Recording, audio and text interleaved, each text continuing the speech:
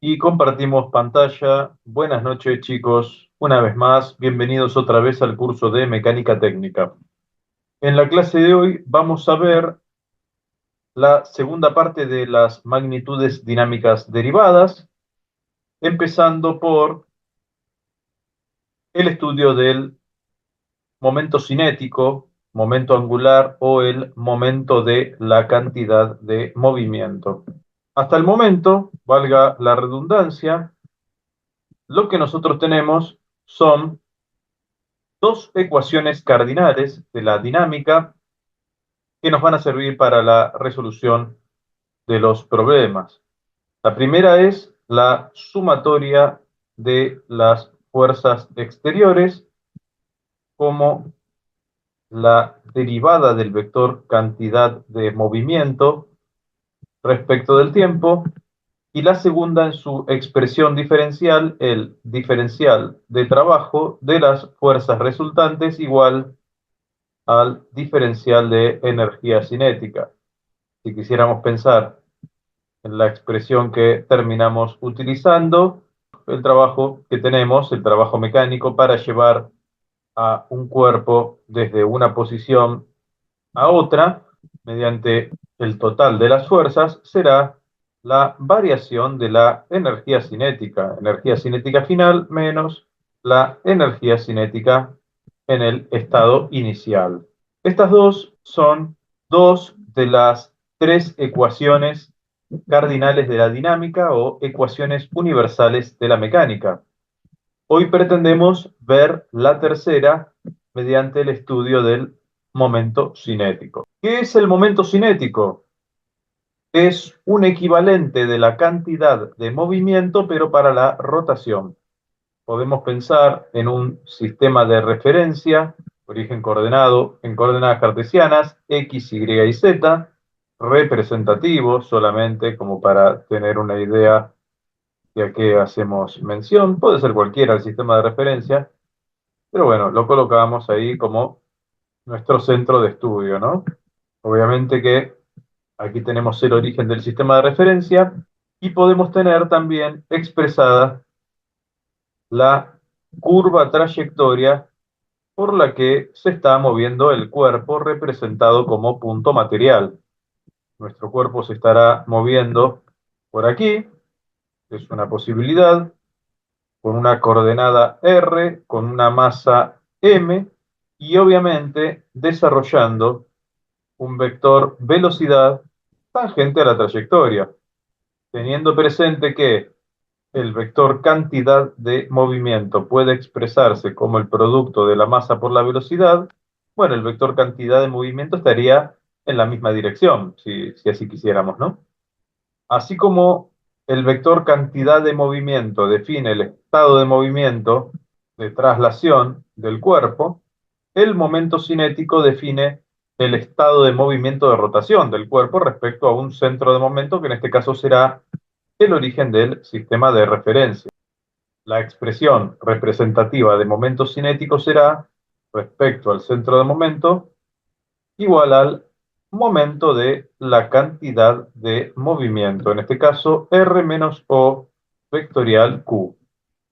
El momento cinético que desarrolla esta partícula respecto al centro de momentos en O será R menos O vectorial Q.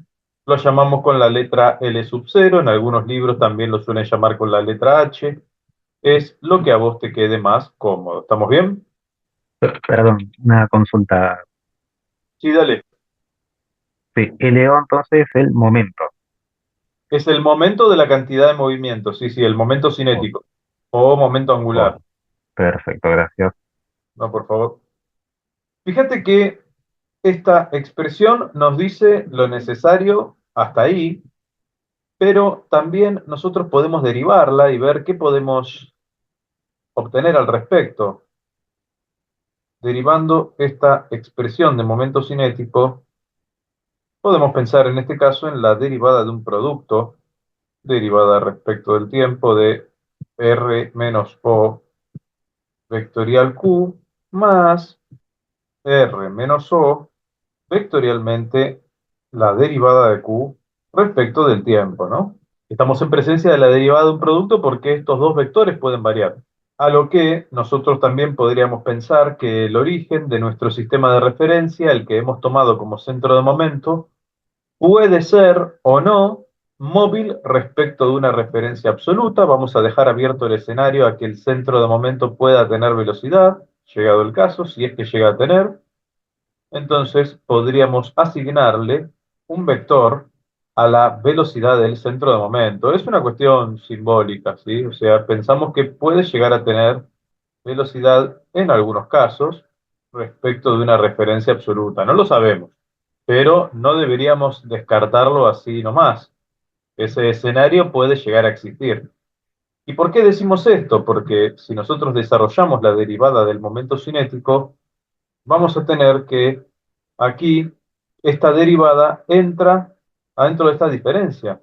Entonces vas a tener B vectorialmente la cantidad de movimiento menos B sub 0 vectorialmente la cantidad de movimiento. Estamos distribuyendo lo que es el producto vectorial respecto de estas diferencias.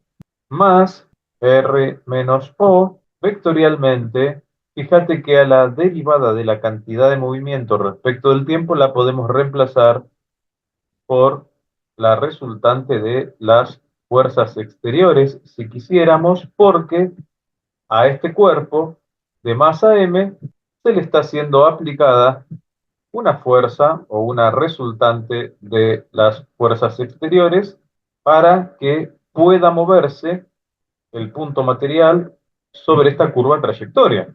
Recordemos que las causas del movimiento son las fuerzas aplicadas, ¿no?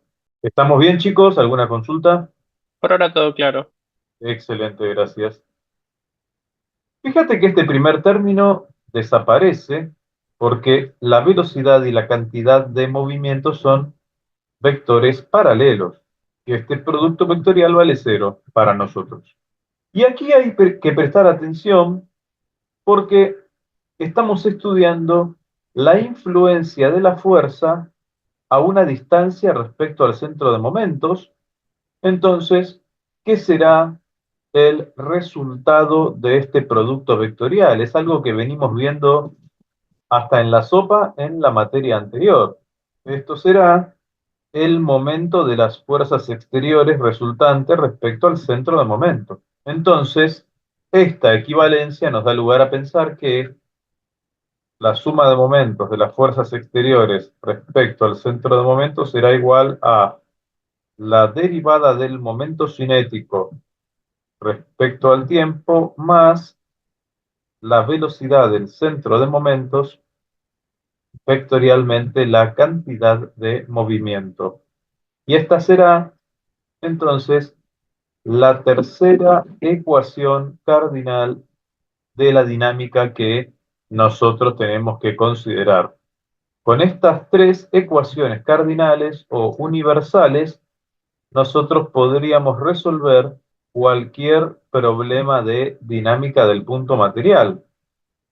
Después, obviamente, que se pueden adaptar para resolver problemas de cuerpo rígido. Esto tiene mucha aplicación desde el punto de vista del cuerpo rígido en la rotación, por los momentos que están actuando. Tendremos que por ahí encontrarle ahí alguna adaptación al cuerpo rígido porque es un sistema de partículas con condición de ligadura, pero en dinámica de la partícula también puede tener aplicación y una de las más importantes es el estudio del movimiento planetario. Así que vamos a ver esa aplicación, las aplicaciones al movimiento planetario o mecánica celeste. ¿Sí? Entonces, anotamos ahí en el, iba a decir en el numerador, pero bueno, aplicaciones o aplicación, ¿sí? Al movimiento planetario. Aplicación al movimiento planetario, ¿sí? Tenemos a al Sol, ¿sí? Como uno de los focos de la posible elipse del movimiento planetario, tenemos a la Tierra o a cualquier planeta con su masa, con su vector posición. Tenemos la influencia de la fuerza en la Tierra debido al Sol y la fuerza en el Sol debido a la Tierra. Estrictamente hablando, tomamos al Sol como referencia absoluta, pero por el hecho de que la masa del Sol es infinita comparada con la masa de la Tierra, es una hipótesis de simplificación, de la misma manera que la masa de la Tierra es infinita comparada con la masa de cualquiera de nosotros. Por eso cuando nosotros, por ejemplo, nos acostamos en el piso y hacemos flexiones de brazos, es un ejemplo, eh, nos empuja la Tierra hacia arriba, sin embargo la fuerza que nosotros hacemos hacia la Tierra es la misma que la Tierra hace sobre nosotros, pero los que nos terminamos moviendo somos nosotros. No se termina moviendo la Tierra más abajo. ¿Eso por qué? Porque la masa de la Tierra es infinita comparada con nuestra masa. Bueno, acá entre la Tierra y el Sol pasa la misma historia, entonces se define como referencia absoluta al Sol y la Tierra desarrolla esta órbita que obviamente lo podemos demostrar a la brevedad. Nos va a llevar un poquitito de laburo, la clase de hoy es muy analítica, pero tendrá que ver con la demostración del movimiento planetario a partir de la ecuación de momentos cinéticos, ¿sí? Vamos a tener una referencia angular de estudio, en la cual tenemos un ángulo barrido θ, y fíjate que lo que termina sucediendo aquí, ¿sí? Tenemos la expresión representativa de la fuerza por la ley de Newton de la gravitación universal. Esta fuerza será de atracción y será la constante de gravitación universal por la masa del Sol por la masa de la Tierra, dividido el cuadrado de la distancia que separa ambos centros de masa, ¿no? Esa es la ley de Newton de la gravitación universal y será la expresión posible de la fuerza que aparece en la Tierra debido a la influencia del Sol, teniendo presente que en este contexto la única fuerza relevante es la fuerza que aparece debido a la existencia del Sol para la Tierra, ¿sí? Las otras fuerzas no son relevantes, no son tan fuertes las otras fuerzas que puedan aparecer debido a la existencia de algún otro cuerpo flotando por ahí. La fuerza relevante es la que le ejerce el Sol a la Tierra, ¿no?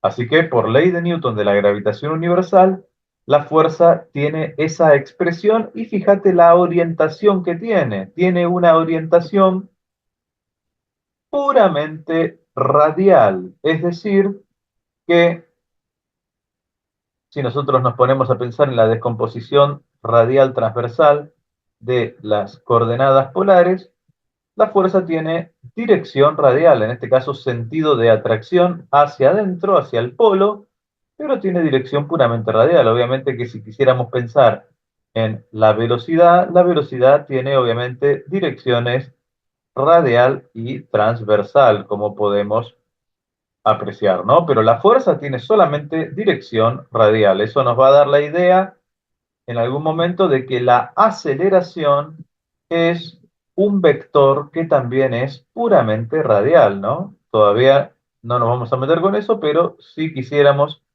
aquí expresar la aceleración es un vector puramente radial, ¿sí?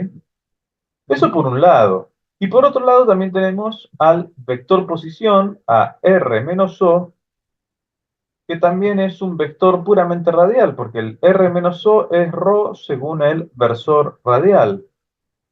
La cuestión en todo esto es que si querés hacer el momento de esta fuerza, que es la única fuerza relevante en este contexto respecto al centro de momentos, va a ser igual al producto vectorial entre el vector posición y la fuerza, con la sorpresa de que estos dos vectores son paralelos.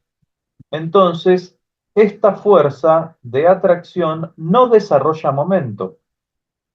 Si nuestro centro de momento se encuentra en reposo y nuestro momento es igual a cero, eso quiere decir que la derivada del momento cinético respecto al tiempo vale cero y eso quiere decir para nosotros que el momento cinético en este contexto se conserva. O sea que el movimiento planetario trabaja con conservación del momento cinético. El momento cinético, como momento de la cantidad de movimiento, lo habíamos definido como R menos O vectorialmente la cantidad de movimiento. Y en este sistema de referencia ya tenemos la expresión del vector posición, el R menos O. La cantidad de movimiento, recordemos que es la masa por la velocidad. Y recordemos que la expresión de la velocidad en coordenadas polares era derivada del radio vector respecto del tiempo según la dirección radial, más ρ por la derivada del ángulo respecto del tiempo según la componente transversal. Dada esta información, nosotros podemos encontrar una expresión representativa del momento cinético para desarrollar este análisis, ¿no? Armando el producto vectorial entre R menos O y Q, nos encontramos con los versores radial, transversal y Z. Primer vector, el vector posición. Segundo vector, masa por derivada de ρ respecto del tiempo. Masa por ρ por la derivada de tita respecto del tiempo y cero. Nos encontramos con que el resultado aquí será masa por ρ cuadrado por la derivada del ángulo respecto del tiempo según el versor K. Esta será la expresión del momento cinético para nosotros, ¿sí? Constante tanto en módulo como en dirección, es lo que nos da lugar a pensar entonces que el producto de entre la masa del cuerpo por el valor del radio vector al cuadrado por la derivada del ángulo respecto del tiempo es el módulo del momento cinético y es un valor constante. El momento cinético por unidad de masa también va a ser constante y será la constante de Binet, que será ρ cuadrado por la derivada del ángulo respecto del tiempo. Por supuesto que también será constante. A esta expresión, a esta C se la conoce como constante de Binet, el momento cinético por unidad de masa. Y ahora vamos a ver qué utilidad tiene todo eso. Fíjate que entonces dijimos que la constante de Binet es el momento cinético por unidad de masa, o el módulo del momento cinético por unidad de masa, y que vale ρ cuadrado por la derivada de tita respecto del tiempo. Esto es algo que nos permite obtener algunas conclusiones, ¿sí? Recordando que la expresión de la aceleración del cuerpo era derivada segunda de ρ respecto del tiempo dos veces, menos ρ por la derivada del ángulo respecto del tiempo al cuadrado, según el versor radial, más dos veces derivada de ρ respecto del tiempo por derivada de tita respecto del tiempo, más ρ por la derivada segunda de tita respecto del tiempo dos veces, según la componente transversal. Si recordamos la expresión de la aceleración, y si ahora queremos derivar esta constante de Binet respecto del tiempo, fíjate lo que nos queda. Nos termina quedando 2ρ por la derivada de ρ respecto del tiempo, por la derivada del ángulo respecto del tiempo, más ρ cuadrado por la derivada segunda de tita respecto de t dos veces igual a cero. ¿Por qué igual a cero? Porque esto dijimos que era una constante. O sea, vos derivás una función constante y el resultado tiene que ser cero. Vos fíjate que podés sacar factor común ρ aquí y lo podés pasar dividiendo porque sabés que es distinto de cero en este tipo de movimiento. Entonces, si vos simplificás el valor de ρ, te termina quedando en definitiva la expresión igual a la componente transversal de la aceleración, por lo cual la componente transversal de la aceleración es igual a cero y la aceleración en el movimiento planetario es puramente radial, lo cual es lógico, ¿no? Porque vos antes tenías que la fuerza era la constante de gravitación universal por el producto de las masas dividido el cuadrado de la distancia según el versor radial, y esto tiene que ser igual a masa por aceleración. Entonces es lógico pensar que si la fuerza es solamente radial, bueno, la aceleración tiene que ser solamente radial. ¿Se entiende eso? Pero consulta, suponiendo que la órbita es elíptica, o mejor dicho, siendo que la órbita es elíptica y que la velocidad, según la ley de Kepler, va cambiando a lo largo del año, pongámosle, Sí. hay momentos donde se acelera transversalmente la Tierra y No, momentos donde se desacelera. no, se acelera tangencialmente. Ahora lo vamos a ver, fíjate, vamos a insertar la misma imagen que antes para que lo podamos apreciar. Mm. Está muy bien la pregunta. ¿Qué es lo que pasa acá?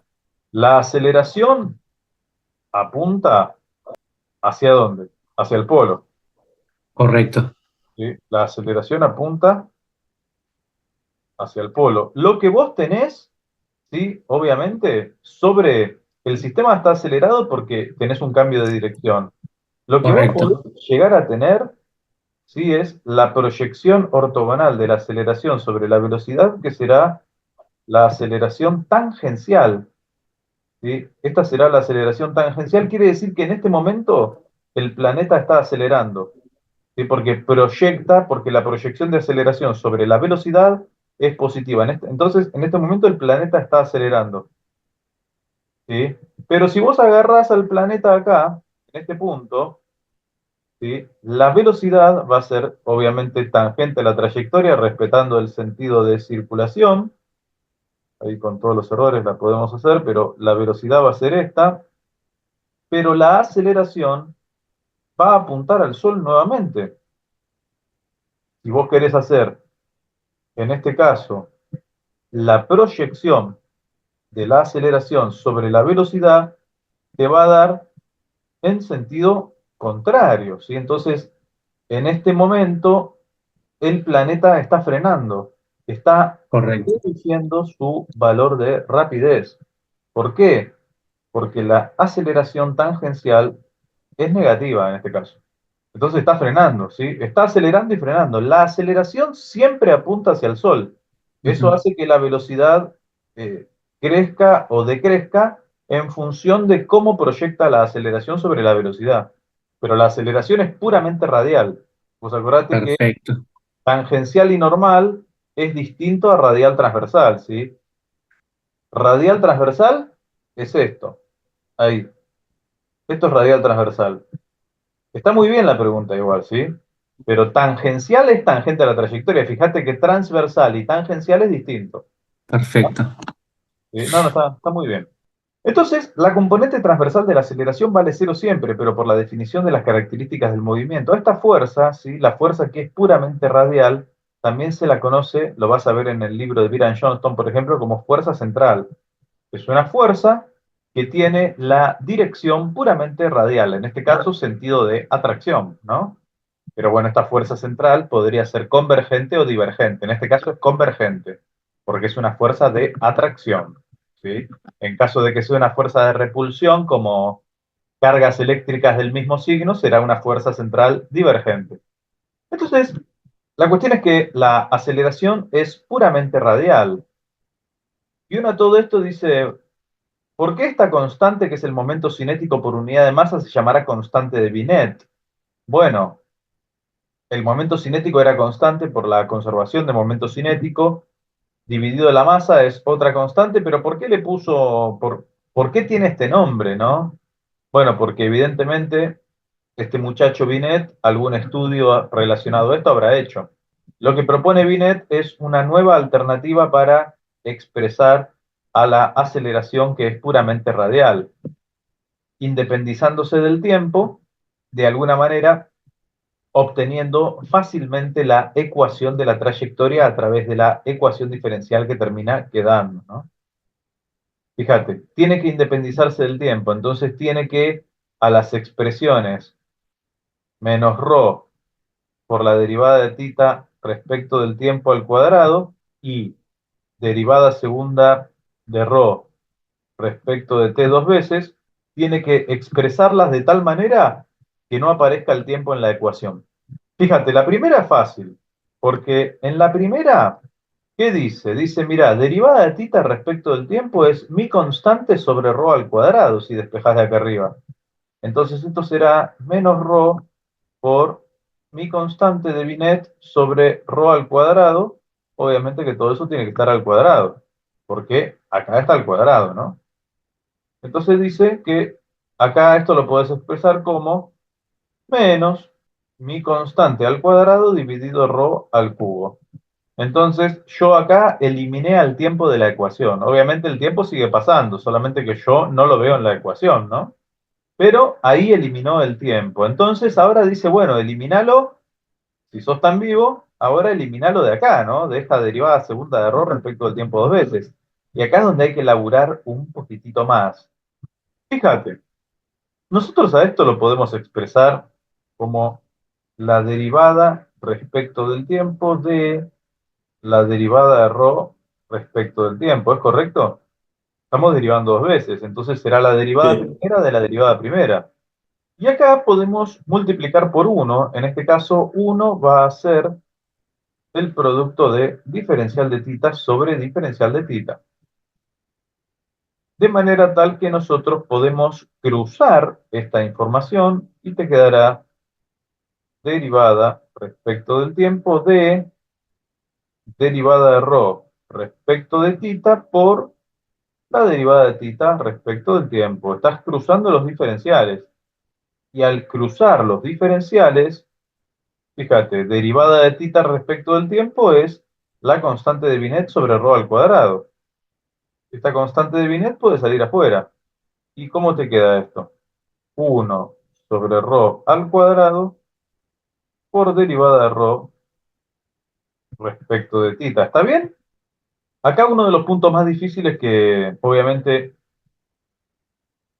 hay que, o conviene explicarlo, es difícil que se te ocurra. A ver, no es imposible, pero es difícil que se te ocurra. Hay un cambio de variable que podemos hacer acá, que es u igual a 1 sobre ρ, y estamos haciendo un cambio de variable, de manera tal que si nosotros derivamos a u respecto de tita, lo que vamos a tener que hacer es aplicar la regla de la cadena, porque va a ser derivada de u respecto de ρ por la derivada de ρ respecto de tita. Es función de función lo que vamos a hacer. Por lo pronto, derivada de u respecto de ρ lo podés hacer y vale menos 1 sobre ρ al cuadrado. Entonces, derivada de u respecto de tita puede expresarse como menos 1 sobre ρ cuadrado por la derivada de ρ respecto de tita. ¿Qué es lo que nosotros tenemos acá? Fíjate, ¿no? Nosotros acá tenemos este resultado, bueno, cambiado de signo tal vez, ¿no? Pero esto nos da lugar a pensar que el signo menos lo podemos reemplazar y te quedará menos c por derivada respecto del tiempo de directamente derivada de u respecto de tita, porque hicimos este reemplazo. Todo esto, 1 sobre ρ cuadrado por la derivada de ρ respecto de tita, que es lo que teníamos acá, lo hemos reemplazado por derivada de u respecto de tita cambiado de signo. Entonces el menos sale afuera y adentro me quedo con los variables. Fíjate que tenemos, ¿no? Podemos aplicar de vuelta esta derivada múltiple de, bueno, la constante de Binet por la derivada respecto de t de la derivada de u respecto de tita. Podemos multiplicar y dividir nuevamente por diferencial de tita y cruzar los diferenciales. Entonces te va a quedar menos la constante de Binet por la derivada respecto de tita ahora de la derivada de u respecto de tita por la derivada de θ respecto del tiempo. Lo único que hicimos fue cruzar los diferenciales. Cambiamos este con este. Y lo bueno es que la derivada de θ respecto del tiempo sabemos lo que es. ¿Qué es la derivada de θ respecto del tiempo? De vuelta, la constante de Binet sobre ρ al cuadrado. Entonces, vos fíjate que nos terminará quedando menos la constante de Binet al cuadrado sobre ρ al cuadrado. Separamos aquí como para que no se confunda con lo que tenemos a la izquierda. Y nos quedará derivada respecto de θ de la derivada de u respecto de θ. ¿Qué es la derivada respecto de θ de la derivada de u respecto de θ? ¿Qué te parece que es? Derivada segunda. Muy bien, es la derivada segunda de u respecto de θ dos veces. Muy bien. Entonces, fíjate que tenemos una forma analítica ya de haberse independizado del tiempo, tanto para el primer término, fíjate que fue lo más difícil, y el segundo término, que en este caso había salido de forma más lineal, ¿no? Teniendo presente esta sustitución, que u es igual a 1 sobre ρ, a este mismo lo podés expresar como menos c cuadrado sobre ρ cuadrado por la letra u directamente, ¿no? Porque u es 1 sobre ρ. La aceleración originalmente era derivada segunda de ρ respecto de t dos veces menos ρ por la derivada de θ respecto de t al cuadrado en dirección puramente radial.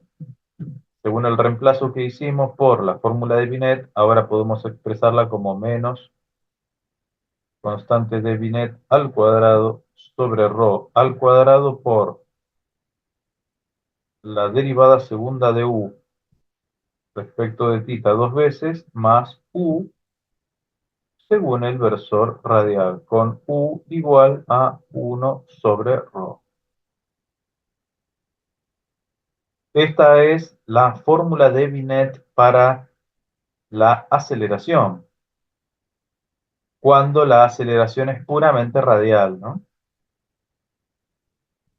Y ahora, teniendo presente que la fuerza tiene estas características, en este contexto las fuerzas de atracción, y por la ley de Newton de la gravitación universal tiene esta característica, vos fíjate que la aceleración será todo lo mismo, pero dividido la masa de la Tierra.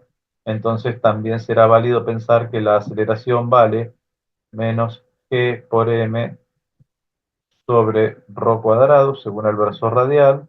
Y por supuesto que podemos igualarlo por la fórmula de Binet a menos c cuadrado sobre ρ cuadrado por la derivada segunda de u respecto de θ dos veces, más u según el versor radial. Y esto nos da el puntapié de ya empezar a trabajar con la ecuación diferencial que nos permite obtener, obviamente, la ecuación de la trayectoria del movimiento de los planetas. Ese fue el aporte que hizo Binet, ¿no? Con esta ecuación, con esta forma de expresar a la aceleración, quedaba fácil para determinar directamente la ecuación de la trayectoria. Eso es lo que se busca con este análisis, ¿no? Aquí despejando todo lo que hay que despejar, simplificando todo lo que hay que simplificar, nos termina quedando derivada segunda de u respecto de θ dos veces más u igual a constante de gravitación universal por la masa del Sol dividido la constante de Binet al cuadrado. Esta es la ecuación diferencial de la trayectoria. Y es lo que nosotros tendríamos que resolver aquí, ¿sí? Consulta, entonces esa sería la ecuación diferencial de la trayectoria. Esta es la ecuación diferencial de la trayectoria. Ahora la vamos a resolver. Fíjate, es una ecuación diferencial de segundo orden, ¿sí? Nosotros la solución general la vamos a tener sumando la solución homogénea, que es la ecuación diferencial igualada a cero, más una solución particular, que es una respuesta que nosotros vamos a proponer que se parece a lo que tenemos del otro lado de la igualdad de las derivadas, ¿no? En cuanto a la homogénea, ¿sí? Si queremos resolver la cuestión homogénea, sería la derivada segunda de u homogénea respecto de tita dos veces más u homogénea igual a cero. Entonces, estaríamos buscando una función que derivada dos veces, fíjate, me dé la misma función, pero cambiada de signo. ¿Qué función sería esa? ¿Sí? ¿Qué función se te ocurre que derivada dos veces me dé la misma función, pero cambiada de signo? El seno. Claro, las funciones trigonométricas básicas, ¿no? Las dos. Vos tenés que presente que es una ecuación diferencial de orden 2, entonces podrían ser las dos, ¿no? Con dos constantes de integración. A por el coseno de tita más B por el seno de tita. Esta será la respuesta homogénea. Y en cuanto a la respuesta particular,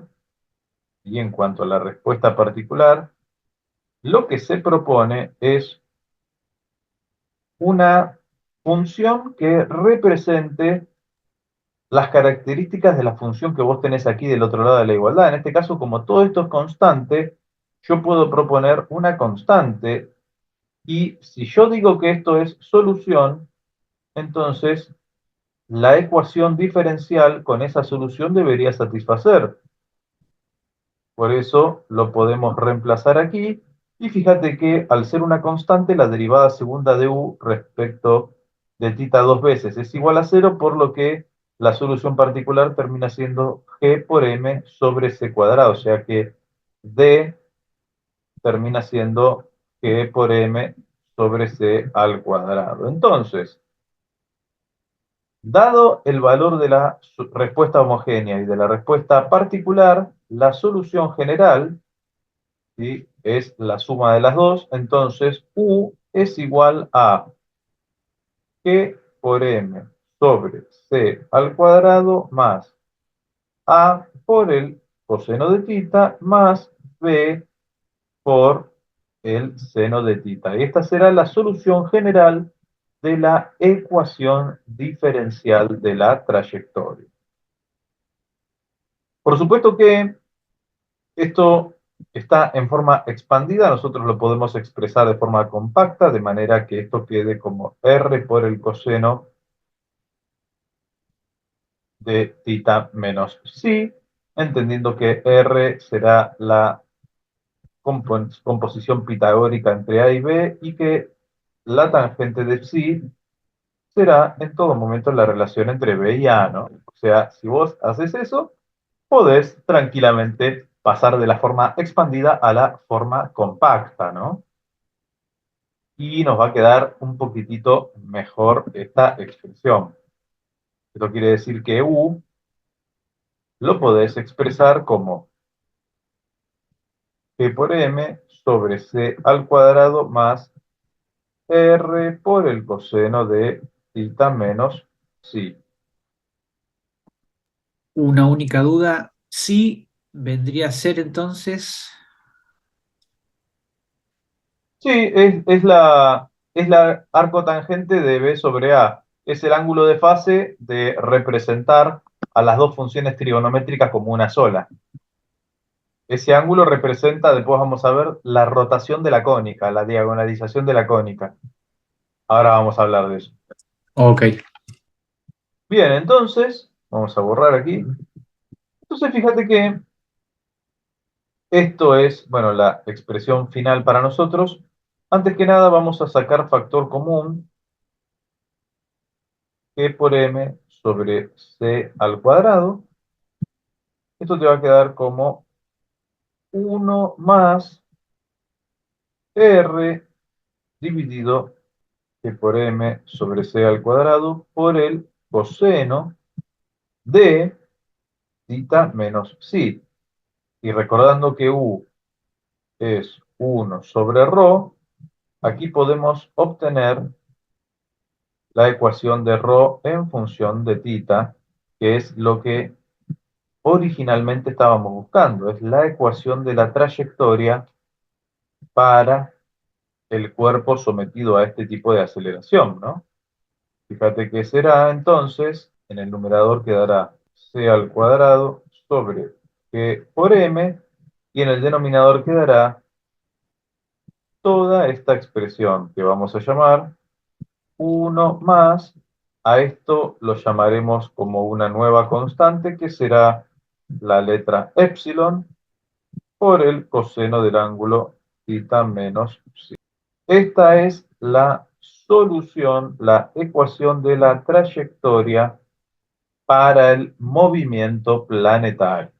Y si recordamos algunas cuestiones de álgebra y geometría, esta será la ecuación de las cónicas en coordenadas polares, donde epsilon representa la excentricidad de la cónica. Epsilon puede ser igual a 0, puede estar entre 0 y 1, puede ser igual a 1 o también puede ser mayor que 1. Para cada uno de estos valores de epsilon es un tipo de curva diferente.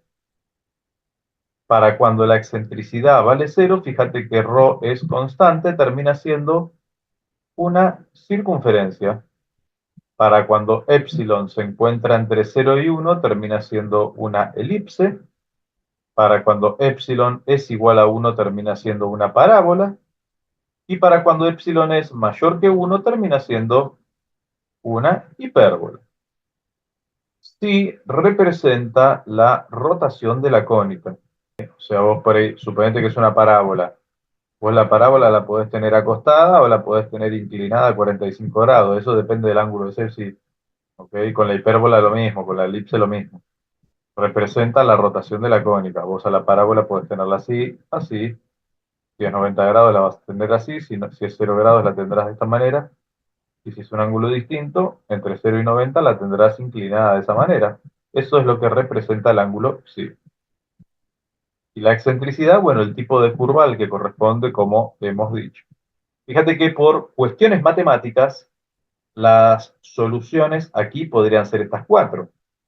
Sin embargo, hay alguna cuestión física dando vuelta acá atrás y tiene que ver con las leyes de Kepler del movimiento planetario, como han dicho por ahí, ¿no? Acá es donde entran en juego las leyes de Kepler. Muy bien, sí, dijeron por ahí eso y es correcto. Entran en juego las leyes de Kepler y la ley de Kepler básicamente lo que te dice es que la solución que tenés que elegir de estas 4 es la elipse. Básicamente, lo que te dice es que en la primera Toda ley, órbita es elíptica.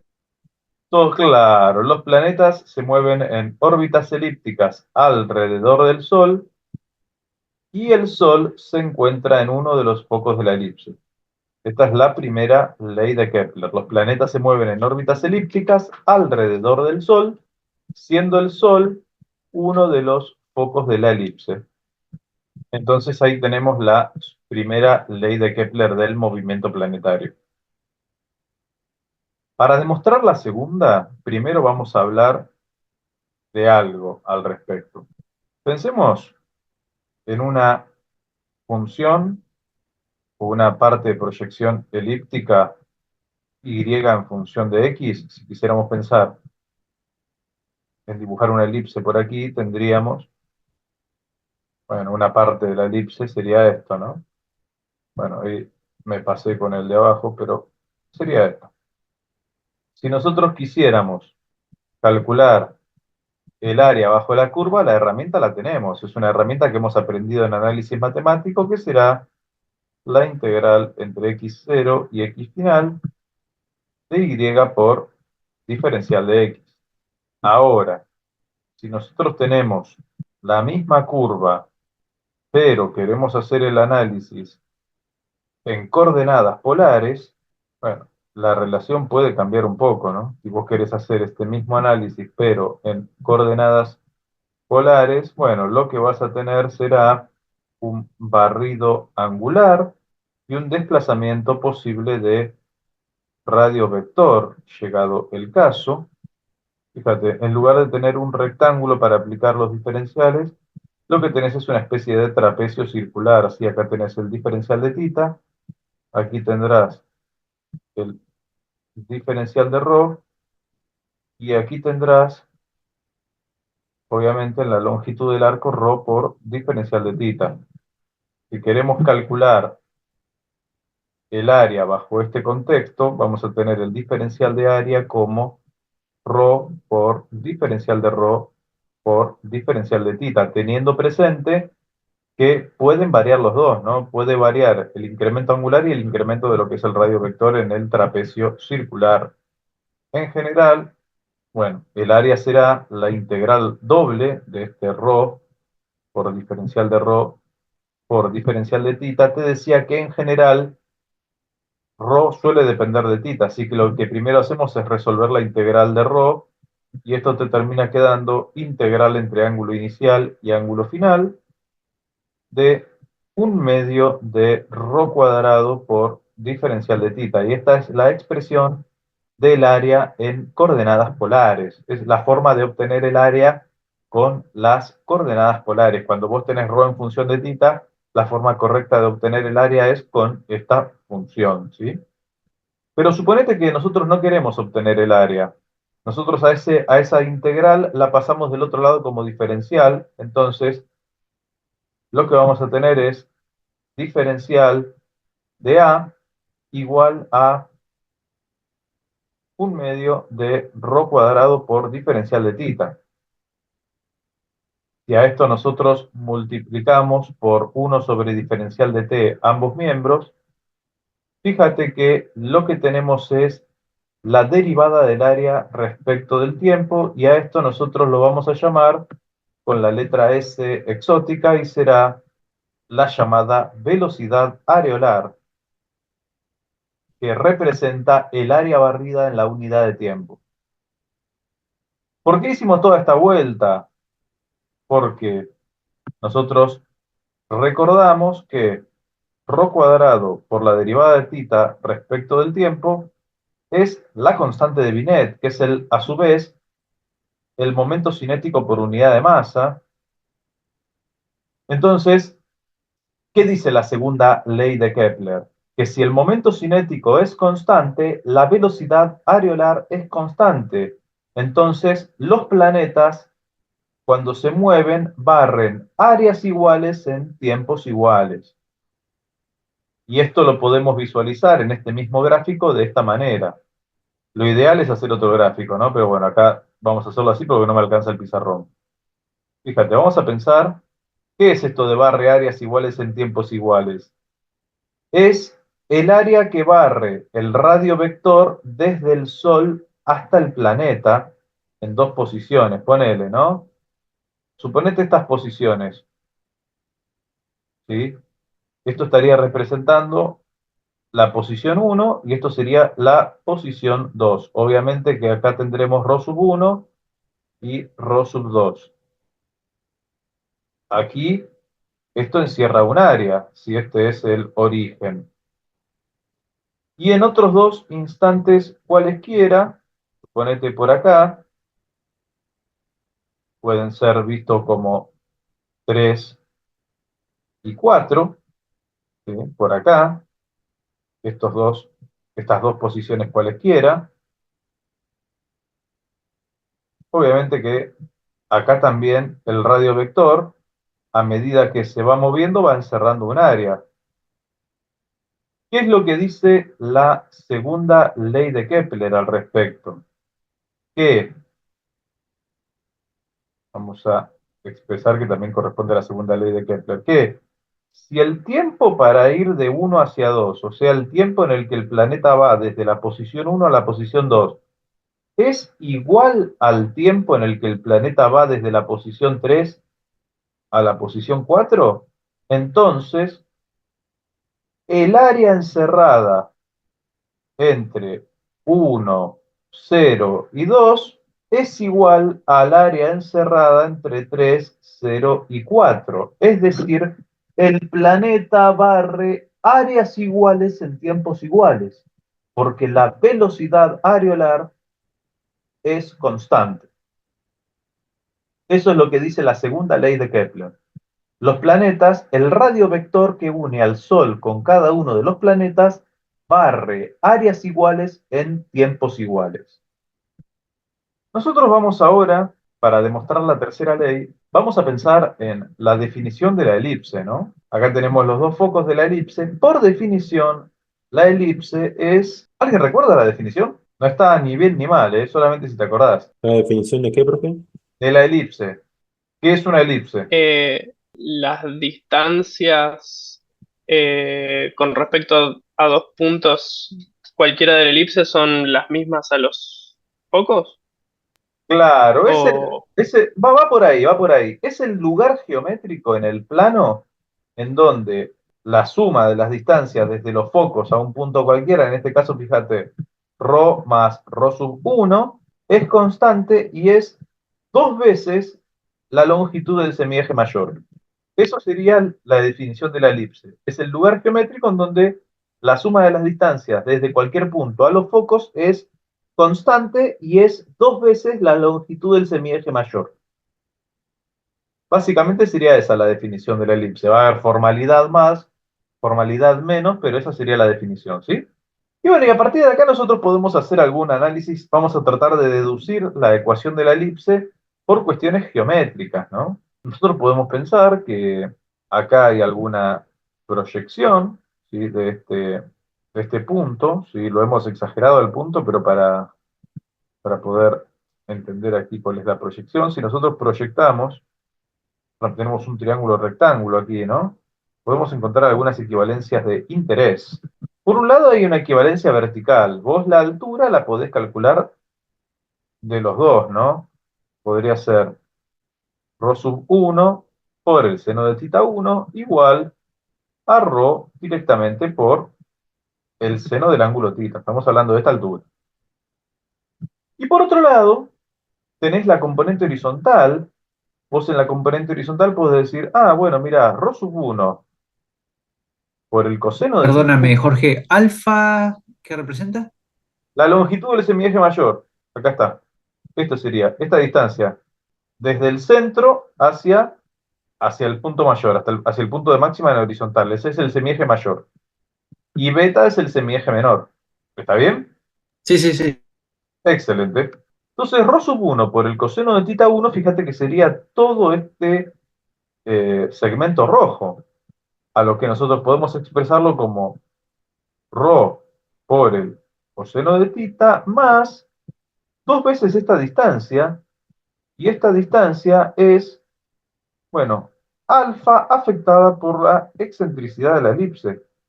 O sea, va a depender de qué excentricidad tiene la elipse. En este caso será dos veces alfa por la excentricidad, ¿sí? Fíjate que acá, en estas dos ecuaciones que hemos marcado en rojo, vos podés, querés armar, elevarlas al cuadrado y sumarlas, y entonces acá te va a quedar, si vos a esta igualdad la alterás, la elevás al cuadrado, fíjate, ¿no?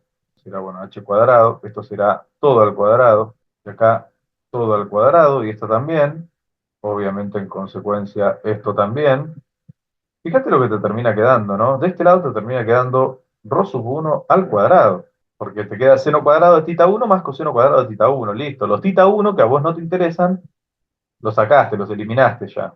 Y ahora, bueno, te quedará un quilombo del otro lado, pero bueno, fíjate, en el primero te va a quedar ρ cuadrado por el seno cuadrado de θ, y acá te va a quedar descomposición de cuadrado de binomio también, ¿no? Más ρ cuadrado por el coseno cuadrado de θ, así que en el primero te queda ρ cuadrado, que tiene que ver con esos dos. Más, obviamente, 4 alfa cuadrado por epsilon al cuadrado, más el doble producto del primero por el segundo, que no tenemos que omitir, ¿no? Será 4 alfa por ρ por excentricidad por el coseno de θ. ¿Estamos bien o hicimos cualquier cosa? ¿Qué te parece? Hemos desarrollado el cuadrado de binomio, según lo que nosotros sabemos, ¿no? perfecto. Y fíjate que podés agarrar la ecuación negra y también despejar ρ y elevarlo al cuadrado. Ρ sub 1, perdón. Te va a quedar, bueno, 2 alfa menos ρ al cuadrado 4 alfa cuadrado más rho al cuadrado menos 4 por alfa por rho, si no metimos la pata. Esto nos permite igualar rho sub 1 cuadrado con rho sub 1 cuadrado aquí, y nos permite obtener alguna equivalencia de valor. Fíjate, 4 alfa cuadrado más rho al cuadrado menos 4 por alfa por rho será igual a rho cuadrado más 4 alfa cuadrado por epsilon al cuadrado más 4 alfa por rho por epsilon por el coseno de tita. Mirá el quilombo que se armó. Pero bueno, vamos tirando. Rho cuadrado con rho cuadrado afuera. 4 con 4 afuera también, ¿no? Aparece el 4 en todos lados, listo, ya está. O sea que parece que va, ¿no? Fíjate qué te termina quedando. Te termina quedando alfa cuadrado por 1 menos la excentricidad al cuadrado igual a alfa, ¿sí? Mira, fíjate que el alfa también lo podías haber simplificado. Bueno, alfa por rho por 1 más la excentricidad por el coseno del ángulo tita. Bueno, este alfa cuadrado obviamente con este alfa se pueden ir, ¿no? Así que te termina quedando esta función para rho. Sin embargo, podemos pensar algo más aquí. Fíjate, sobre el triángulo podemos trabajar de esta manera. Nosotros acá tenemos que la suma, esta distancia, más esta distancia, como es la distancia de los focos a un punto, en este caso el punto superior, esa suma tiene que ser 2 alfa. Eso quiere decir que cada uno de estos segmentos mide alfa, por la definición de la elipse, ¿no? Cada uno de estos segmentos, entonces, mide alfa. Entonces quiere decir que si el cateto opuesto vale beta, vos podés aplicar acá una especie de teorema de Pitágoras, entendiendo que alfa cuadrado será igual a beta cuadrado más el cateto adyacente, que será alfa cuadrado por excentricidad al cuadrado. Es decir que 1 menos la excentricidad al cuadrado puede ser visto como beta cuadrado sobre alfa al cuadrado. Eso quiere decir, rho en función de tita puede expresarse como beta cuadrado sobre alfa dividido 1 más la excentricidad por el coseno del ángulo tita. Y fíjate que fue exactamente lo que tenemos acá arriba, bueno, definiendo, obviamente que vos definís cómo colocar, cómo posicionar a la cónica, cómo la vas a dibujar, a esto definirlo como 0, y te queda exactamente la expresión, pero nos obliga a igualar los numeradores, en el sentido de que, obviamente, tenés que igualar los numeradores, porque si no esto no va a ser igual, ¿no? Igualando los numeradores vas a poder resolver lo que falta. ¿En qué sentido? En que beta al cuadrado sobre alfa será igual a la constante de Binet al cuadrado sobre la constante de gravitación universal por la masa del Sol. Fíjate esto, ¿no? La constante de Binet, dijimos hace rato que era 2 veces la velocidad areolar, ¿sí? Que es el área barrida en la unidad de tiempo. Y acá sería interesante recordar, bueno, si recordás el área de la elipse, ¿no? Una pista, el área del círculo es pi por radio al cuadrado. ¿Cuánto será el área de la elipse? ¿En qué se diferencia la elipse del círculo? En que el radio no es constante. Claro, entonces, ¿cuál va a ser la fórmula del área de la elipse? Y será Lo vio. pi, estoy imaginando, ¿no? Porque la verdad que no lo sé, pero pi por el radio según el tiempo, al Claro, cuadrado. pi por alfa por beta, ¿sí? Alfa es el semieje mayor y beta es el semieje menor. En el caso del círculo, alfa y beta son iguales, ¿sí? Entonces por eso te queda pi por radio al cuadrado, pero cuando son distintos te queda pi por uno y por el otro. ¿Está bien? Todo eso dividido, ¿qué tiempo sería si yo estoy calculando el área encerrada por la elipse? ¿De qué tiempo estaríamos hablando? Es el tiempo en el que tarda el planeta en dar una vuelta completa de traslación, ¿no?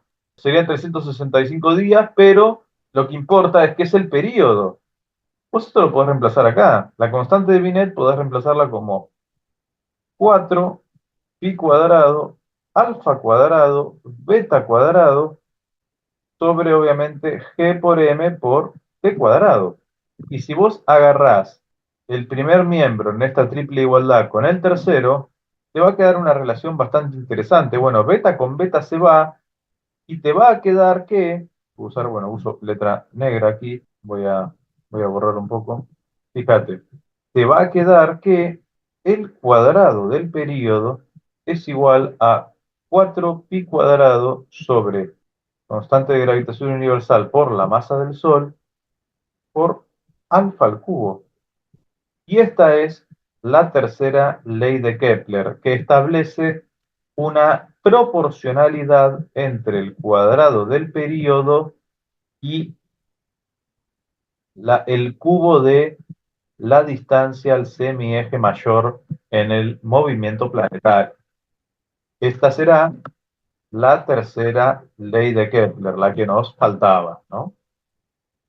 Entonces, como primera ley tenemos que los planetas se mueven en órbitas elípticas y el Sol se encuentra en uno de los focos de la elipse. Como segunda ley tenemos que el radio vector que une al Sol con el planeta barre áreas iguales en tiempos iguales. Y como tercera ley, que el cuadrado del período es proporcional al cubo de la longitud del semieje mayor en la trayectoria elíptica. ¿De acuerdo? ¿De acuerdo? Perfecto, profe. Buenísimo. Se hizo un poco larga la clase, ¿no? Un poco intensa desde el punto de vista analítico. Sí, pero la verdad me encantó. Bueno, me alegro mucho. Vamos a ver si la clase que viene entonces hacemos ejercicios de esto, como son las aplicaciones de la mecánica celeste y bueno, y algún otro ejercicio tal vez de trabajo y energía que es lo que correspondía de la clase pasada. Así lo podemos. Dale, Hay veces, bárbaro. sí, la verdad que estaba en mente hacer todas las clases con teoría y problemas, pero hay veces que la teoría es muy larga y no llegamos, ¿viste? Así que después vamos a dedicar otra clase con problemas y lo resolvemos, ¿está? Perfecto. Bueno, chicos, espero que les haya gustado. Bueno, nos vemos en la próxima. Que tengan linda semana. Muchas gracias, Buenísimo, maestro. Jorge. Muchísimas Buenas noches. Muchas gracias. gracias, profe. Que tengas buena Buenas noches, semana. Buena profe. semana. Buenas noches, chao, chao.